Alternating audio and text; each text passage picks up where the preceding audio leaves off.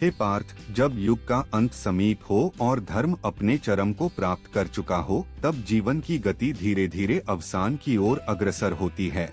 और उसी गति में जब पांडवों ने सब भौतिक बंधनों को त्याग दिया था, तब हिमालय की उस ठंडी और शांत वादियों में उनके कदम उन्हीं पगडंडियों पर बढ़ने लगे जहाँ न शस्त्र थे, न रथ, न सेना, न शंख ध्वनि, केवल आत्मा का मौन उद्घोष था। और जब युधिष्ठिर सबसे आगे बढ़ते रहे, उनके पीछे भीम, अर्जुन, नकुल और सहदेव थे, द्रौपदी थी, और उनके साथ था केवल तप, संयम और आत्मत्याग। तब उस यात्रा में एक एक कर सब गिरने लगे, पहले द्रौपदी, फिर सहदेव, नकुल, अर्जुन और अंत में भीम। और जब धर्मराज ने पीछे मुड़कर नहीं देखा, तब वह केवल एक व्यक्ति नहीं थे, वह स्वयं धर्म का साक्षात रूप बन चुके थे। और तब जब उन्होंने हिम की शिखाओं पर केवल एक कुत्ते को अपने साथ चलते देखा, तब उन्होंने उसे भी त्याग नहीं किया, क्योंकि वह निष्ठा का प्रतीक था। और जब देवराज इंद्र स्वयं दिव्य रथ में आकर युधिष्ठिर से कहने लगे कि हे धर्मपुत्र, अब समय आ गया है कि तुम अपने पुण्य से अर्जित हुए स्वर्गलोक को प्राप्त करो, तब युधिष्ठिर ने कहा, यदि यह कुत्ता मेरे साथ नहीं जा सकता तो मैं भी नहीं जाऊंगा। और यही क्षण था जब धर्म स्वयं उनके भीतर प्रकट हुआ। और वह कुत्ता कोई साधारण प्राणी नहीं था, वह स्वयं धर्मदेव थे, जिन्होंने अपने पुत्र की परीक्षा ली थी। और हे अर्जुन, यह परीक्षा सबसे कठिन होती है, जब तुम्हें सर्वोच्च सुख की प्राप्ति हो रही हो और फिर भी तुम त्याग करने को तैयार रहो। वही क्षण मनुष्य को ऋषि, महापुरुष और अंतः देवतुल्य बनाता है। और जब युधिष्ठिर देह सहित स्वर्ग में पहुँचे, तब यह पृथ्वी पर एकमात्र उदाहरण था जब कोई पुण्यात्मा शरीर सहित स्वर्ग को प्राप्त हुआ। और वहां जाकर जब उन्होंने देखा कि उनके भ्राता और द्रौपदी वहां नहीं थे, पर दुर्योधन स्वर्ग में विराजमान था, तब उन्होंने प्रश्न किया, धर्म के साथ चलने वालों को यदि स्वर्ग नहीं मिला और अधर्मियों को मिला है, तो यह कैसा न्याय है। और तब उन्हें नरक का भी दर्शन कराया गया, जहां उनके भ्राता क्लेश में थे। और तभी उनकी आत्मा में हलचल हुई, किंतु वे वहां से हटे नहीं, क्योंकि उन्होंने कहा, जहां मेरे भ्राता हैं, वहीं मैं रहूंगा। और उसी क्षण सब दृश्य विलीन हो गए और देवगण प्रकट हुए। उन्होंने कहा, हे धर्मपुत्र, यह तुम्हारी अंतिम परीक्षा थी। और तब युधिष्ठिर ने देखा कि उनके सब भाई और द्रौपदी स्वर्ग में उनके स्वागत को उपस्थित हैं। और अब हे पार्थ, यह मत समझना कि महाभारत केवल युद्ध की कथा थी, यह आत्मा की उस महान यात्रा की कथा है जो अंधकार से प्रकाश की ओर, मोह से मोक्ष की ओर, माया से ब्रह्मा की ओर जाती है। और जब जब कोई इस कथा को श्रवण करता है, उसका हृदय निर्मल होता है, उसका चित्त शांत होता है, और वह धीरे धीरे उस सत्य के समीप पहुंचता है जहां मैं हूं, श्री कृष्ण, जो न कभी आता हूं, न कभी जाता हूं, बस लीला करता हूं। और जब लीला पूर्ण हो जाती है तो संसार को मेरा स्मरण शेष रहता है। और हे अर्जुन, यह स्मरण ही संजीवनी है, यही स्मृति ही अमृत है। यही महाभारत का सार है कि धर्म कठिन है, परंतु अंततः विजय उसी की होती है। अधर्म क्षणिक रूप से शक्तिशाली प्रतीत हो सकता है, पर वह समय के प्रवाह में विलीन हो जाता है। और जो व्यक्ति इस कथा को अपने जीवन में आत्मसात करता है, वह केवल ज्ञानी नहीं बनता, वह मुक्त बनता है, क्योंकि उसका चित्त अब न राग में है, न द्वेष में, वह केवल कर्तव्य में है। और यही गीता का मूल संदेश है, कर्मण्येवाधिकारस्ते मा फलेषु कदाचन। और हे पार्थ, जब यह संसार फिर अधर्म से भर जाएगा, जब धर्म संकट में होगा, जब लोग भ्रम में पड़ेंगे, तब मैं पुनः अवतरित होऊंगा, युगो युगो तक, क्योंकि यह मेरा वादा है। यदा यदा ही धर्मस्य ग्लानिर्भवति भारत। और यही मेरी लीला है, अनंत अपरंपार, और इसी में तुम सबका कल्याण है, इसी में संपूर्ण मानवता की दिशा है। और जब तुम इस कथा को अपने जीवन का अंग बनाओगे, तो तुम जानोगे कि पांडव तुम हो, कुरुक्षेत्र तुम्हारा मन है, युद्ध तुम्हारे विचारों का है, और मैं श्री कृष्ण सदा तुम्हारे साथ हूँ, तुम्हारे भीतर हूँ, तुम्हारे रथ के सारथी के रूप में। बस तुम मुझे स्मरण करते रहो, श्रद्धा रखते रहो, और तब तुम भी उस दिव्यता को प्राप्त कर सकोगे जहाँ कोई मोह नहीं, कोई भय नहीं, केवल शांति है। वही मोक्ष, वही ब्रह्मा। हे पार्थ, जब युधिष्ठिर देह सहित स्वर्ग को प्राप्त कर चुके थे और धर्म की परीक्षा पूर्ण हो गई थी, तब लोगों में उस घटना की चर्चा होने लगी। देवताओं से लेकर मुनियों तक, सिद्धों से लेकर गंधर्वों तक सबने युधिष्ठिर के त्याग, धैर्य और धर्म पालन की प्रशंसा की। और तब देव सभा में मैं नारायण उपस्थित हुआ और सभी देवताओं से कहा, हे देवराज, हे महर्षिगण, अब समय आ गया है कि पृथ्वी पर धर्म की स्थापना की यह लीला पूर्ण घोषित की जाए और महाभारत के शेष पात्रों को भी यथोचित स्थान दिया जाए। उसी क्षण नारद मुनि ने विनम्रता से निवेदन किया, हे भगवान, जो दुर्योधन, दुःशासन, शकुनी और कर्ण थे, जिनकी भूमिका अधर्म से जुड़ी रही, उनके कर्मों का फल क्या रहा? तब मैंने मुस्कुराकर कहा, हे नारद, प्रत्येक आत्मा अपनी यात्रा में केवल एक भूमिका निभाती है। कभी वह धर्म की सेना में होता है, कभी अधर्म की, पर अंततः उसका लक्ष्य मोक्ष ही होता है। और जो भी सत्य, तप, व्रत, दान और कर्तव्य की परीक्षा में सफल होता है, चाहे वह प्रारंभ में जैसे भी रहा हो, वह अंततः ब्रह्मा को प्राप्त करता है। और फिर मैंने कहा, कर्ण की कथा किसी युद्ध से कम नहीं थी। वह सूर्यपुत्र था, दानवीर था।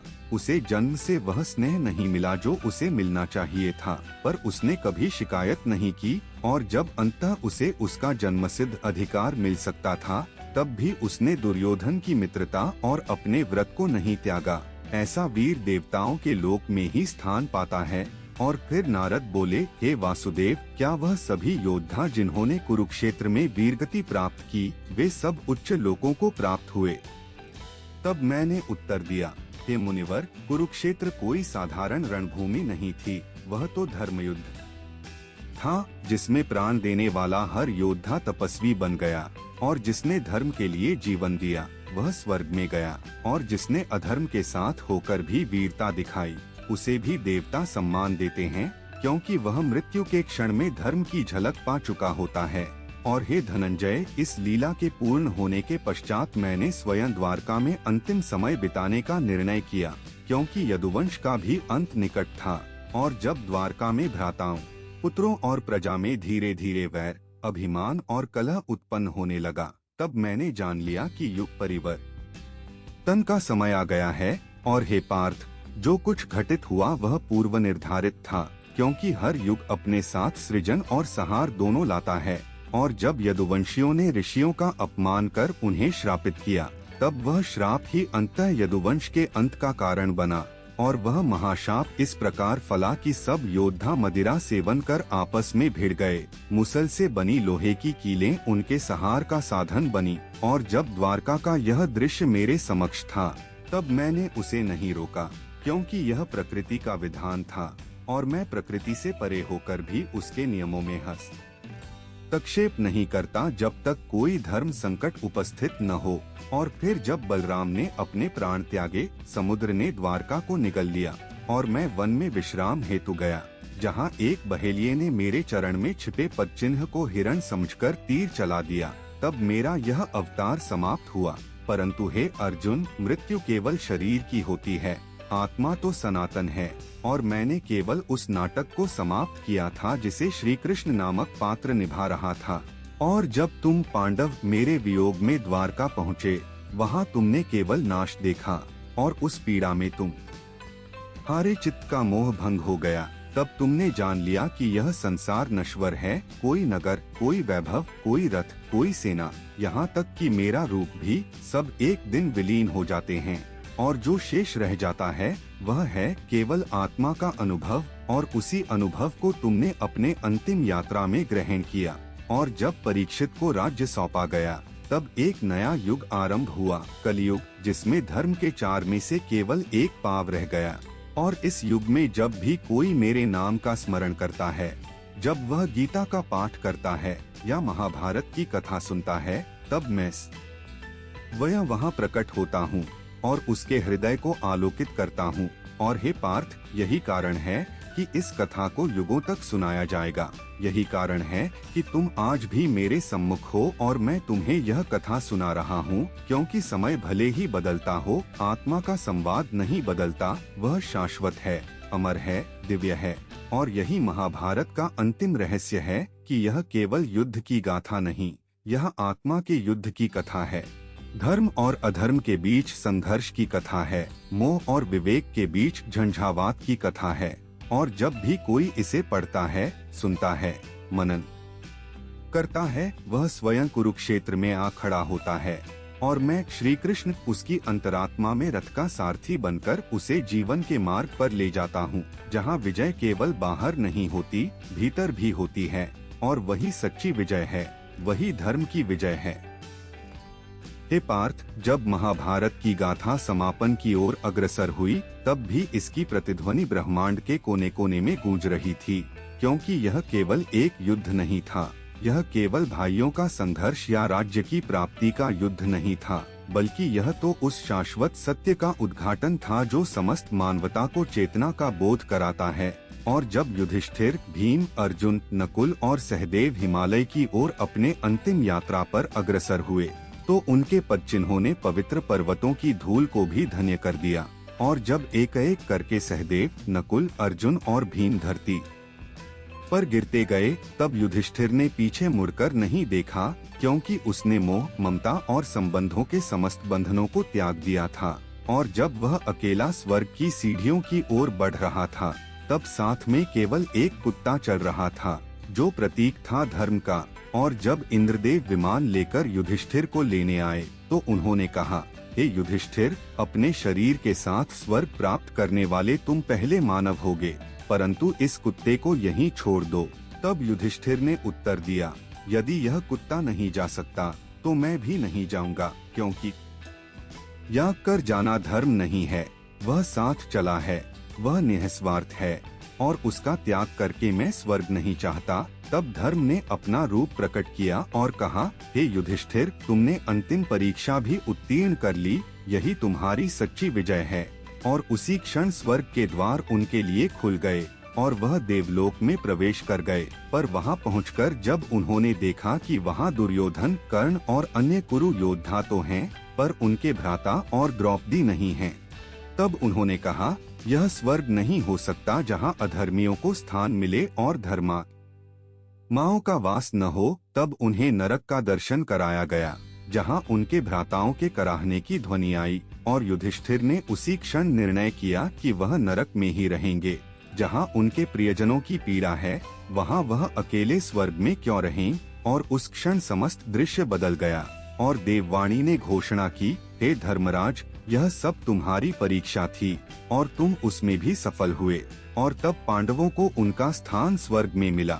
और युधिष्ठिर के इस चरित्र को सुनकर सभी लोगों के प्राणी धन्य हो गए। और हे अर्जुन, जब यह कथा पृथ्वी पर व्यास द्वारा लिपिबद्ध हुई, तब गणेश ने उसे लिखा, पर शर्त रखी थी कि वे तभी लिखेंगे जब व्यास बिना रुके बोलते रहेंगे। और व्यास ने भी शर्त रखी कि गणेश बिना अर्थ समझे नहीं लिखेंगे। और इस प्रकार यह दिव्य ग्रंथ बना, जो केवल शब्दों का समूह नहीं था, बल्कि ब्रह्मा का साक्षात प्रतिबिंब था। और जब कलियुग में मनुष्य मोह, लोभ, अहंकार, क्रोध, वासना, ईर्ष्या, द्वेष, भ्रम और अधर्म में फंसकर अपने मार्ग से भटक जाएगा, तब यही कथा उसकी आत्मा को जगाएगी। और हे धनंजय, यह कथा केवल राजा रानी की नहीं, यह कथा हर उस आत्मा की है जो धर्म और अधर्म के बीच जूझ रही है, हर उस हृदय की है जो सत्य की खोज में संघर्ष कर रहा है। और जब कोई मनुष्य इस कथा को एकाग्रता से पढ़ता है, सुनता है या किसी को सुनाता है, तो मैं श्री कृष्ण उसकी आत्मा में जागृत हो जाता हूँ और उसे उसका मार्ग दिखाता हूँ। और यही कारण है कि व्यास ने कहा, महाभारतम श्रवण पुण्य पठन पावनम भवेत, अर्थात इसका श्रवण पुण्यदायक है और इसका पठन आत्मा को पावन कर देता है। और हे पार्थ, जब तुम्हारे वंशजों में परीक्षित जैसे राजाओं ने धर्म का पालन किया, तब लोगों में संतुलन बना रहा, परंतु कलियुग की चाल तेज हो चली थी। और जब कलियुग ने परीक्षित के सिंहासन को स्पर्श किया, तब भी महर्षि शुकदेव ने भागवत कथा के माध्यम से उन्हें मोक्ष का मार्ग बताया। और यह सब इसी धर्म की श्रृंखला का हिस्सा था, जो महाभारत से प्रारंभ होकर अनंत तक चलता है। और हे अर्जुन, जब तुम गीता का उपदेश ग्रहण कर रहे थे, तब वह केवल युद्ध के लिए नहीं था, वह जीवन के हर संघर्ष के लिए था। और आज भी जब कोई मनुष्य अपने जीवन के कुरुक्षेत्र में खड़ा होता है, और उसे समझ नहीं आता कि क्या उचित है और क्या अनुचित। तब वह यदि केवल कर्मण्येवाधिकारस्ते मा फलेषु कदाचन को समझ ले तो उसका जीवन ही बदल जाता है। और यही इस ग्रंथ की दिव्यता है कि वह किसी एक काल, एक धर्म, एक संस्कृति तक सीमित नहीं है, बल्कि वह संपूर्ण मानवता के लिए है। और इसीलिए हे पार्थ, मैं कहता हूँ, मैं काल हूँ, मैं धर्म हूँ, मैं साक्षी हूँ। और जब जब मानव धर्म से हटेगा मैं जन्म लूंगा, और जब जब कोई आत्मा इस कथा में डूबकर मुझे पुकारेगी मैं उसकी आत्मा में उत्तर बनकर प्रकट हो जाऊंगा। हे पार्थ, जब स्वर्ग में पांडवों का पुनर्मिलन हुआ और द्रौपदी भी उनके साथ बैठी, तब वह दिव्य क्षण ऐसा था जैसे समस्त लोगों का संतुलन पुनः स्थापित हो गया हो, क्योंकि जिस धर्म के लिए उन्होंने जीवन भर संघर्ष किया उसका समापन अब शांति में हुआ था, और अब वे केवल भौतिक शरीर से परे आत्मा के स्वरूप में विद्यमान थे। और उनके चारों ओर तेजस्विता की ऐसी आभा थी जो देवताओं को भी चमत्कृत करती थी। वहीं दुर्योधन, कर्ण, शकुनी, अश्वत्थामा, जयद्रथ और अन्य जिन्होंने अपने कर्मों से अधर्म को चुना था, उन्हें उनके कर्मों के अनुसार लोक मिले। पर यह मत समझो कि यह कथा केवल अच्छाई और बुराई की द्वंद्व है। नहीं है धनंजय, यह कथा उस गूढ़ सत्य की है कि हर आत्मा में दोनों का समावेश होता है, और जब वह आत्मा अपनी चेतना को जागृत कर परम धर्म को चुनती है तभी वह मोक्ष के योग्य बनती है। और इसी सत्य को धारण करते हुए मैं श्री कृष्ण ब्रह्मरूप में साक्षात हर युग में प्रकट होता हूँ। और जैसे जैसे कलयुग अपनी चरम सीमा की ओर बढ़ा, वैसे वैसे इस कथा की प्रासंगिकता और भी गहराई से अनुभव की जाने लगी, क्योंकि जब मानव अपने जीवन में मोह, माया, लोभ, क्रोध और स्वार्थ से ग्रस्त होता है, तब उसे यही कथा स्मरण करानी चाहिए कि पांडवों ने कैसे विपत्तियों के बीच भी सत्य और धर्म का मार्ग नहीं छोड़ा, और कैसे अर्जुन ने जब गांडीव रख दिया और युद्ध से विमुख हो गया, तब मैंने उसे गीता के माध्यम से जीवन का रहस्य बताया। और हे अर्जुन, तुमने जो उस दिन कुरुक्षेत्र के मैदान में सीखा वही आज तक हर मनुष्य को प्रेरणा देता है। और जब व्यास ने संपूर्ण महाभारत को लिपिबद्ध किया, तब उन्होंने केवल इतिहास नहीं लिखा, उन्होंने समय के गर्भ में छिपे हुए उस दिव्य ज्ञान को पृष्ठों पर उकेरा जिसे केवल बुद्धिमान ही हृदय से समझ सकता है। और जब परीक्षित को शाप मिला कि उसे 7 दिन में तक्षक नाग का दंश होगा, तब वह भयभीत नहीं हुआ, बल्कि उसने वही मार्ग चुना जो एक सच्चा राजा और सीकर चुनता है, आत्मज्ञान का, भक्ति का। और तब शुकदेव ने भागवत कथा द्वारा उसे विष्णु तत्व का बोध कराया। पर क्या तुम समझते हो हे धनंजय कि वह कथा महाभारत से पृथक है? नहीं, वह उसी दिव्यता की अगली कड़ी है, क्योंकि मैं जो हूँ वह केवल कृष्ण नहीं, वह केवल विष्णु नहीं, वह ब्रह्मा का वह अनंत रूप है जो हर रूप में, हर समय में, हर स्थान पर उपस्थित होता है। और जब जब धर्म की हानि होती है तब तब मैं विभिन्न रूपों में प्रकट होकर उसे पुनः स्थापित करता हूँ। और आज भी जब मनुष्य अपने जीवन में संघर्षों से जूझता है, जब रिश्ते छूटते हैं, जब विश्वास टूटते हैं, जब मोह पकड़ लेता है और मार्ग दिखाई नहीं देता, तब वह यदि केवल गीता का एक श्लोक भी आत्मसात कर ले तो उसके जीवन में प्रकाश फैल सकता है। क्योंकि हे पार्थ, जो ज्ञान मैंने तुम्हें दिया वह केवल अर्जुन के लिए नहीं था, वह संपूर्ण मानवता के लिए था। और वह ज्ञान शाश्वत है, समयातीत है। और जब कलयुग का अंधकार गहराएगा, जब अधर्म का बोलबाला होगा, जब सत्य उपहास का पात्र बन जाएगा, तब कोई न कोई सीकर, कोई न कोई साधक इस कथा की ओर आकर्षित होगा और उसे जानकर वह अपनी आत्मा को जागृत करेगा। क्योंकि यह कथा केवल युद्ध की नहीं, यह तो आत्मा के युद्ध की है, उस युद्ध की जो हर जीव अपने भीतर लड़ रहा है।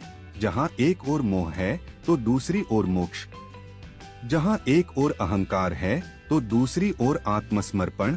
और इस महास्मर में विजय उसी की होती है जो कृष्ण को अपने अंतर में धारण करता है।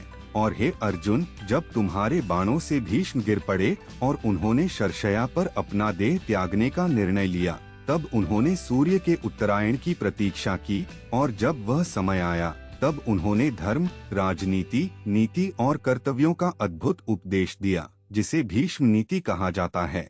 और जो आज भी श्रेष्ठ प्रशासन का आदर्श है। और फिर जब शांति पर्व में युधिष्ठिर ने धर्मराज के रूप में शासन किया, तब समस्त प्रजा सुखी हुई, क्योंकि उसके निर्णय न्याय, करुणा और ज्ञान पर आधारित थे। और जब वह जान गया कि संसार माया है, तब उसने अपने भाइयों और द्रौपदी सहित वानप्रस्थ गमन किया और अंततः हिमालय की पर्वत श्रृंखलाओं की ओर बढ़ते हुए उन्होंने मोक्ष प्राप्त किया। पर उनकी कथा, उनकी आत्मा और उनका आदर्श युगों तक जीवित रहा, और वही है इस महाभारत की संजीवनी, जो समय के गर्भ में अमर है। और हे धनंजय, जो भी इस कथा को सुनता है, पढ़ता है या केवल श्रद्धा से उसका स्मरण करता है, वह मेरे समीप आता है, क्योंकि मैं कथा नहीं, मैं आत्मा में विद्यमान वह तत्व हूँ जो चेतना को आलोकित करता है। और इसीलिए मैं तुमसे कहता हूँ, उठो, जागो, अपने भीतर के अर्जुन को पहचानो, क्योंकि कुरुक्षेत्र केवल मैदान पर नहीं होता, वह तो हर मनुष्य के भीतर होता है। और मैं सदैव वही हूँ, जहाँ धर्म है, जहाँ प्रेम है, जहाँ समर्पण है और जहाँ सत्य की पुकार है। हे पार्थ, जब हिमालय की शीतल वायु में पांडवों के चरणों के चिन्ह पड़ते गए और उन्होंने सांसारिक मोह, राजपाट, वैभव और विजय की सारी स्मृतियां त्याग दी, तब वह यात्रा केवल देह की नहीं थी, वह आत्मा की उस उच्चतम अवस्था की ओर अग्रसर थी जहां से न तो लौटना होता है और न ही कुछ साथ ले जाना होता है। और जैसे जैसे युधिष्ठिर, भीम, अर्जुन, नकुल और सहदेव पर्वत की ऊंचाइयों की ओर बढ़े, द्रौपदी भी उनके साथ चलती रही। वह द्रौपदी जिसने पांचों पांडवों के साथ जीवन का हर रंग देखा, अपमान, वनवास, युद्ध, प्रेम और तपस्या। और जब वह सबसे पहले गिर पड़ी, तब भीम ने पूछा, हे धर्मराज, द्रौपदी तो सदैव धर्म प्रिय रही, फिर क्यों वह पहले गिरी? तब युधिष्ठिर ने उत्तर दिया, क्योंकि उसमें अर्जुन के प्रति विशेष स्नेह था और वह अपने अन्य पतियों के प्रति समान नहीं थी, इसीलिए वह उस उच्चलोक की यात्रा को पूर्ण नहीं कर सकी। और यही सत्य है हे धनंजय, कि केवल कर्म ही नहीं, बल्कि निष्काम भाव भी आवश्यक है मोक्ष के पथ पर। और फिर जब सहदेव गिरा, तो कारण बताया गया, उसका गूढ़ ज्ञान पर गर्व करना। नकुल अपने सौंदर्य पर गर्व कर बैठा, अर्जुन को अपने युद्ध कौशल का अभिमान हुआ, भीम को अपनी शक्ति पर अत्यधिक विश्वास था, पर केवल युधिष्ठिर ही ऐसा था जिसने समस्त जीवन निष्काम भाव से धर्म का पालन किया। और जब वह स्वर्ग की दहलीज तक पहुंचा, तब इंद्रदेव अपने रथ पर प्रकट हुए, पर युधिष्ठिर ने उस रथ में बैठने से पूर्व एक शर्त रखी, वह अपने साथ उस श्वान को ले जाना चाहता था जो अंतिम क्षण तक उसका साथ नहीं छोड़ रहा था। और जब इंद्र ने कहा कि स्वर्ग में कुत्तों का स्थान नहीं, तब युधिष्ठिर ने कहा, यदि इस वफादार प्राणी को स्वर्ग में स्थान नहीं, तो मुझे भी स्वर्ग नहीं चाहिए। और इसी क्षण उस श्वान ने अपना वास्तविक रूप धारण किया। वह स्वयं धर्मदेव थे, जो अपने पुत्र युधिष्ठिर की अंतिम परीक्षा ले रहे थे। और तब युधिष्ठिर ने शरीर सहित स्वर्ग की यात्रा की। हे अर्जुन, सोचो वह पुण्यात्मा कैसी रही होगी जिसके लिए स्वर्ग के द्वार स्वयं खुले और देवता स्वागत में खड़े रहे। पर जब युधिष्ठिर स्वर्ग पहुंचा, तो उसे एक अजीब दृश्य दिखा। वहां दुर्योधन और अन्य कौरव स्वर्णिम आसनों पर विराजमान थे, पर पांडवों का कहीं नामो निशान नहीं था।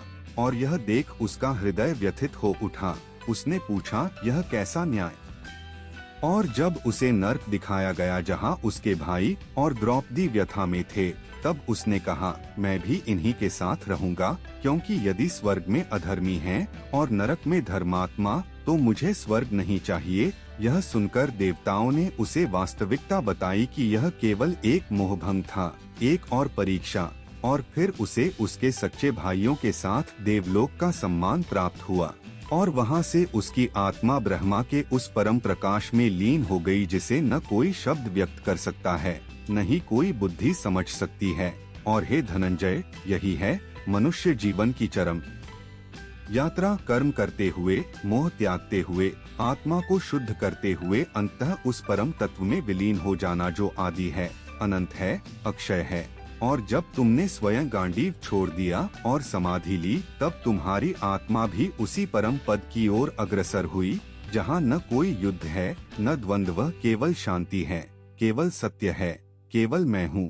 और यही है उस महाकाव्य का सार जिसे व्यास ने लिखा, जिसे वाणी से गाया गया, जिसे हृदय से अनुभव किया गया, और जो आज भी हर युग, हर समय, हर परिस्थिति में मनुष्य को यह सिखाता है कि धर्म का पालन कभी निष्फल नहीं होता। सत्य का मार्ग चाहे जितना कठिन हो, अंततः विजय उसी की होती है। और जब कलयुग की अंधकारमय रात अपने चरम पर होगी, जब मानवता अपने मूल्यों को विस्मृत कर देगी, तब एक बार फिर इस कथा की आवश्यकता पड़ेगी। और तब कोई एक साधक, एक अर्जुन, एक व्यास, एक भक्त इस कथा को पुनः जीवित करेगा। और मैं कृष्ण उसी में उपस्थित होऊंगा, क्योंकि मैं कथा नहीं, मैं उस चेतना का रूप हूँ जो शाश्वत है, जो अखंड है, जो अनादि और अनंत है, और जो जीवन के हर क्षण में तुम्हारे साथ है, यदि तुम केवल श्रद्धा से मेरी ओर देखो। हे सखा, जब समस्त दृश्य समाप्त हो गए, जब युद्ध के नगाड़ों की गूंज भी समय की गर्जना में विलीन हो गई, जब धर्म और अधर्म के मध्य अंतिम संधि भी ध्वस्त हो गई, तब आरंभ हुआ एक नया अध्याय आत्मा के गहनतम रहस्यों का। क्योंकि महाभारत केवल युद्ध की कथा नहीं थी, वह तो मानव चेतना की पूर्ण यात्रा थी। और जिस प्रकार जल में प्रतिबिंबित चंद्रमा झलकता है किंतु पकड़ा नहीं जा सकता, उसी प्रकार इस कथा में नायक और खलनायक की सीमाएं भी विलोम हो जाती हैं। और जब ब्रह्मा, विष्णु, महेश त्रैलोक्य की घटनाओं को निहारते हैं, तब वे भी चकित होते हैं कि कैसे एक महापुरुष वेदव्यास ने समय की परतों में छिपे सत्य को शब्दों के माध्यम से साकार किया। और जब उन्होंने गणेश से कहा कि वे इस कथा को बिना रुके लिखें, तब शर्त रखी कि वेदव्यास बिना रुके उच्चारण करेंगे। और वेदव्यास ने भी युक्ति से श्लोकों में गूढ़ता भर दी ताकि गणेश को सोचने में समय लगे। और इस प्रकार यह महागाथा लिखी गई, जिसमें न केवल युद्ध का स्वर था, अपितु दर्शन का मंथन भी था। और जब मैंने अर्जुन को गीता का उपदेश दिया था कुरुक्षेत्र में, तब वह केवल एक योद्धा को मार्गदर्शन नहीं था, वह तो आने वाले युगों के लिए मनुष्य को उसकी आत्मा की याद दिलाने का एक दैवी उपाय था। क्योंकि हे अर्जुन, तुमने जब गांडीव उठाया था तो वह केवल अस्त्र नहीं था, वह तुम्हारी आत्मा की पुकार थी, तुम्हारी आत्मचेतना का जागरण था। और जब युधिष्ठिर ने धर्म का पथ चुना था, तब वह केवल राज्य प्राप्ति की यात्रा नहीं थी, वह आत्मशुद्धि का क्रम था।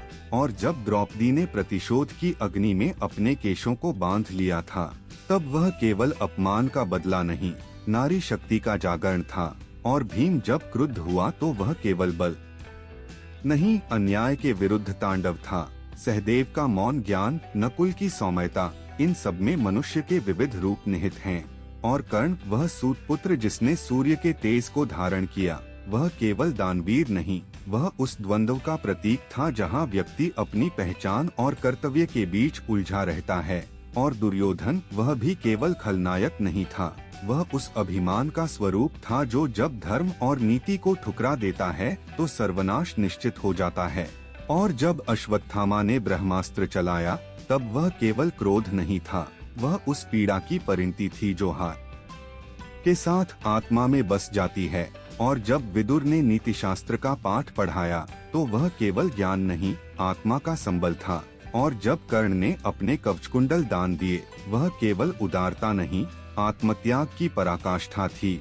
और जब श्री कृष्ण ने अपने रथ को अर्जुन के आगे खड़ा किया, तब वह केवल सारथी नहीं बने, वह स्वयं धर्म का रथ बन गए। क्योंकि हे सखा, धर्म को चलाने के लिए यदि भगवान को भी घोड़े की लगाम थामनी पड़े तो वह भी करते हैं। यही मेरी लीला है। और जब शिशुपाल के 100 अपराध पूरे हुए और सुदर्शन चक्र चला, तब वह केवल न्याय नहीं, चेतावनी थी कि सीमा पार करने पर दैवी व्यवस्था स्वयं हस्तक्षेप करती है। और जब भीष्म शरशय्या पर पड़े और उत्तरों की गंगा बहाई, तब वह केवल मृत्यु की प्रतीक्षा नहीं थी, वह जीवन का अंतिम सत्यान्वेषण था। और हे धनंजय, जब तुमने रथ के पहिए को धक्का दिया, जब अभिमन्यु ने चक्रव्यूह में प्रवेश किया, जब घटोत्कच ने राक्षसी शक्ति से रणक्षेत्र को थर्राया, यह सब केवल एक कथा नहीं, यह ब्रह्मांड के कण कण में व्याप्त धर्म, कर्म, मोह, त्याग, प्रेम, वैर और ज्ञान की लीला थी। और जब मैं कृष्ण इस कथा में हर पात्र के मध्य उपस्थित रहा, तब मेरा उद्देश्य केवल लीला रचना नहीं था, मैं तो केवल यह दर्शाना चाहता था कि जब मनुष्य अपने आत्मस्वरूप को भूलकर माया में फंसता है तब उसे गीता चाहिए। जब वह युद्ध और द्वंद्व में उलझता है तब उसे मार्गदर्शन चाहिए। जब वह मोह और दुख में डूबता है तब उसे सत्य की आवश्यकता होती है। और महाभारत वह ग्रंथ है जो इन सभी अवस्थाओं में प्रकाश देता है। और हे सखा, जब तुम यह कथा सुनते हो, पढ़ते हो, अनुभव करते हो, तब केवल शब्द नहीं, मेरी आत्मा भी तुमसे संवाद करती है, क्योंकि यह केवल पृष्ठों में बंद इतिहास नहीं, यह चेतना का अमृत है जो हर युग में नया रूप लेकर नई पीड़ा को संबोधित करता है।